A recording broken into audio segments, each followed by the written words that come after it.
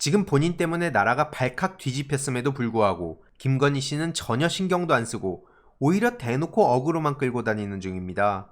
이번엔 쪽방촌에서 봉사했다고 언론에선 구슬땀이라는 표현까지 써가며 말 같지도 않은 언플을 해주는 중인데요. 심지어 매경 기사 제목도 진짜 가관입니다. 직접 청소 도배하는 모습 감동 이라는 식으로 보도하는 중인데요. 현장에선 감동한 사람이 있을 수 있죠. 봉사 그 자체를 뭐라 하는 것도 아닙니다. 왜 만행에 대해 제대로 책임도 안 지고 저 따위 구역질 나는 언플만 쏟아내냐는 겁니다. 언론은 정말 김건희 씨가 어떤 문제가 있는지 몰라서 저러는 겁니까? 모른다는 건 말도 안 되는 거고요. 알고도 저렇게 세탁을 해주는 겁니다. 그래서 우리가 이렇게 분노하는 거 아닙니까? 그리고 항상 저런 식으로 전해지는 것도 어이없는데요. 지난주 자원봉사를 했던 사실이 뒤늦게 알려졌다. 항상 이런 식입니다. 그러면서 김건희 씨의 말까지 전해지는데요. 어려운 이웃들과 함께하는 시간이 너무 소중하다면, 만약 그게 진심이라면 주주들에게 엄청난 피해를 주는 주가 조작 따위 안 하면 되고요. 명품백 받고 모른 척 입 싹 닫는 짓을 안 하면 됩니다. 허위 경력, 학력 조작으로 선의의 피해자들 안 만들면 되고요. 거듭 말하지만 이 모든 짓들에 대한 책임을 제대로 지면 됩니다. 말로는 뭔 말을 못하겠습니까? 말과 행동이 늘 다르니까 이런 문제 제기가 나오는 거고요. 이러니 해당 소식을 접한 시민들도 당연히 분통을 터뜨렸는데요. 주가 조작, 검찰 수사나 제대로 받아라. 디올백 감추느라 애쓴다. 쇼도 적당히 해라. 구슬땀을 어떻게 저런 데 쓰냐. 이런 반응들이 대부분입니다. 모든 건 전부 자업자득이고요. 이걸 대놓고 옹호한답시고 열심히 복붙해대는 언론도 당연히 책임을 피할 수 없습니다. 이 지경까지 왔는데도 언론 개혁을 반대하는 사람들은 애초에 대화 자체가 불가능하다고 봅니다. 그리고 제발 이따위 언플 좀 그만했으면 좋겠습니다. 작년에는 마음 건강을 위한 대화 참석자를 위로한다면서 언론에 또 대대적으로 떠들어댔는데요. 지금 대다수 국민들이 정신적으로 고통받는 걸 대놓고 무시하면서 저런 쇼나 하고 있는데 제대로 목소리 내는 언론이 왜 이렇게 일부에 불과한 겁니까? 이런 와중에 윤석열 대통령은 결국 김문수 씨를 노동부 장관으로 임명 강행했고요. 당연히 노동자들도 저런 인간을 노동부 장관으로 인정할 수 없다며 강하게 분노를 쏟아냈습니다. 윤석열 내려오고 김건희 구속하라. 정치 성향을 떠나 이젠 이 말이 보편타당하게 쓰이는 것 같은데요. 오늘 윤석열 갤럽 지지율 4%포인트 급락했다는 소식까지 나오고 있지만 핵심은 아직까지 20%가 넘는다는 결과 자체에 의문을 가지는 분들이 상당히 많다는 겁니다. 정말 끔찍한 정부라는 말밖에 안 나오고요. 윤석열 김건희 씨가 저 모양이니 대통령실 직원들도 기고만장한 태도를 보이며 대놓고 국회를 무시하는 모습까지 보입니다. 날카로운 질의를 하자 민주당 강유정 의원에게 오히려 큰소리치는 총무비서관 논란으로 마무리하겠습니다. 정말 막장이네요. 반드시 책임지는 날이 올 겁니다. 윤재순 총무비서관님 대답 바라겠습니다. 일단 아까 처치가 곤란한 미술품으로 이 정자를 묘사하셨는데 여사님이 시각적으로 좋은 디자인이다라고 말했는데 좀 신뢰되는 평가 아닌가 싶습니다.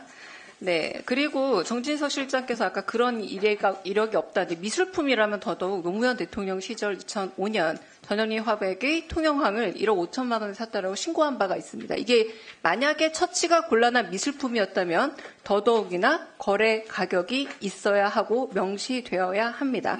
자, 다시 이제 질문 들어가겠습니다. 요거 만드는데 얼마나 걸렸나요? 어쨌든 아까 옮겨와서 세웠다고 하지 않았습니까? 그거 해체해서 그러니까 얼마나 걸렸나요? 하루 이틀이면 끝납니다. 하루 이틀이면 끝난다고요? 그렇습니다. 자, 8월 26일자 오마이뉴스 기사를 보자면 시공업체가 말하기를 보안 공사가 한두 달 걸렸다라고 인터뷰에 응했습니다. 자, 보시면 여기 그림 좀 보여드릴게요. 자, 그 다음 페이지 보시면 PPT에 광주 비엔날레, PPT 넘겨주십시오. 광주 비엔날레 당시에는 지붕이 없어요. 기와가 없는데 여기 기와가 있거든요. 근데 이게 하루 이틀 안에 됩니까? 자, 용산구청 홈페이지에 들어가면 건축 착공 사용 승인 허가 현황이 나옵니다. 요건데요. 증축 신고가 5월 27일 목재 건물 크기로 보면 바로 그 정자인데 2달 정도 걸린다고 했는데 착공이 5월 29일이거든요.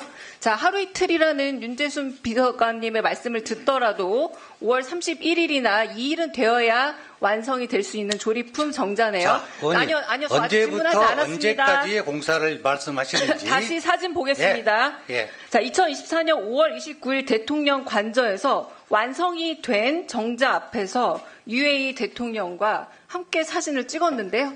이날이 착공했다고 5월 29일 날 여기다가 지금 사용 승인 허가 현황에 올라와 있는데 이거 그러면 대통령실이 용산구청에 신고 허위로 한 겁니까?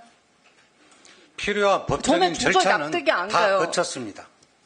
아니요. 지금 제가 다시 타임라인을 집에 돌아가셔서 제 질문을 처음부터 복귀해 보시면 자, 의원님. 29일 날 착공했다고 여기 신고가 돼 있잖아요. 제가 좀 우기는 게 아니라 용산구청 홈페이지에 공개가 되어 있는데 착공이 5월 29일입니다. 자, 마지막 질문 넘어가겠습니다. 자, 그런데 설계는 히림, 시공은 원탑 맞습니까? 말씀 못 드립니다. 말씀을 왜 못 드립니까? 자, 히림은 코바나 콘텐츠 주최 전시에 3차례나 후원했던 2015년 마크로스코, 2016년 르꼬르비제, 2018년 자코메티 그 유명한 히림인데 설계를 히림이 했다고 합니다. 맞는지 아닌지를 제가 계약의 구체적인 내용에 대해서는 말씀드릴 수 없고요. 그 자료 또한 제출할 수 없습니다. 건축물이라고 그랬지 미술품을 하지 않았습니다. 자, 노무현 시절에 했던 거는 미술품이고요. 이건 건축물입니다. 자, 건축 자재를 사서 그 시설물을 사서 저희가 새로 설치를 한 겁니다. 자, 이거는 안 맞고요. 그럼 어떻게 착공 5월 29일에 착공 신고가 돼 있는지 그 전부터 관할 구청과 충분한 협의를 거쳐 왔습니다. 제가 의원님랑 그렇게 하지 않습니까? 지금 이야기하고 있는데 계속 지금 중간에 끼어서 하는데 제가 왜 그런 방식으로 하죠? 의원님께서 저한테 질문하시는 거 아니지 않습니까?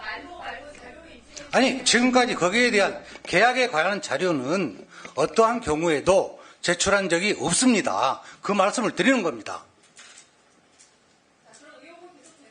야, 유세가 저렇게 쓰면 청와대 안에서는 어떻게 할까? 영산 안에서는 정말 놀랍네. 그 의원님 제가 예, 그 가민정 보충 설명을 의원님, 예, 좀 드리면 수고하셨습니다. 네. 의원님 예, 됐습니다. 제가 보충 네, 설명을 네. 좀 들어도 되겠습니까? 예, 실장님 됐고요.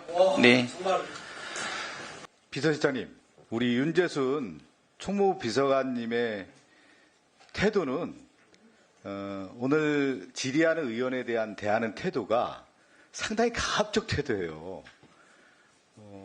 우리 강희정 의원님이 얼마나 부드럽게 질의를 합니까? 거기에 대해서 저런 태도를 보인다라는 것은 예를 들어 국회에 와서 저런 태도를 보인다라고 하는 것은 강압적 태도 아니겠어요? 저런 부분에 대해서는 비서실장이 엄중한 경고를 내려야 되는 거 아니겠습니까? 이상입니다. 네, 네, 예, 예. 요 정도 해주시고요. 윤재순 총무비서관님 잠깐 일어나시겠습니까? 네, 뭐 조금 전에 네, 뭐 상당히 감정적인 답변을 하셨는데 앞으로도 계속 그렇게 답변하시겠습니까? 그렇게 안 하실 거죠? 네. 예, 앉아주십시오.